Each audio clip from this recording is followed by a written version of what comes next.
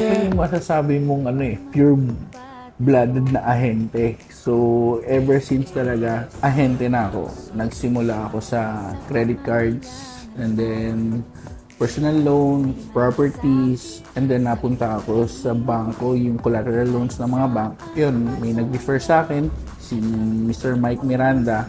Narinig ko na yung SAFC, pero hindi ko siya talaga pinupuntahan.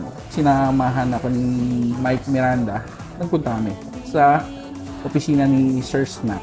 Actually, wala rin naman ako naging adjustment kasi sabi ko nga, galing din ako sa mga bangko. So, alam ko na lahat ng proseso. Pero, malaki yung difference kasi alam naman natin na ang proseso sa bangko is inaabot ng 1 to 2 weeks. Pero dito sa SAFC, 1 to 3 days, pwede nang ma-release ang loan.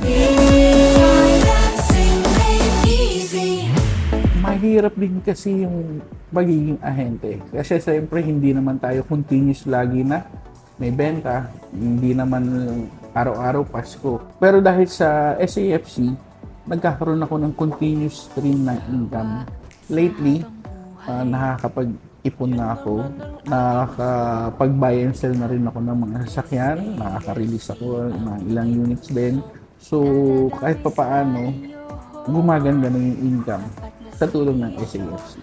Before kasi ang nangyayari is kumakausap ako ng mga car dealers and then i-ahente ko yung sasakyan nila para ibenta ko tapos ipapa-finance ko with SAFC. Yun yung dati kong kalakaran. Pero since nung nakaipon na ako, nakakabili na ako ng sasakyan na pwede kong ibenta.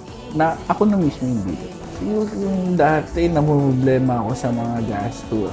Ngayon, parang hindi ka masyadong namumblema kasi meron ka ng continuous stream of income. Yung mga hindi mo nagagawa before, ngayon nagagawa ko na. Like, out of town, almost every week. Medyo gumanda-ganda ang buhay ko dahil sa SAFC. This is my second year. Hindi naman consecutive, second year as a top loan consultant. Minsan nagugulat lang din ako sa sarili ko. Hindi ko ini-expect na papasok ako sa top. Para sa akin, trabaho.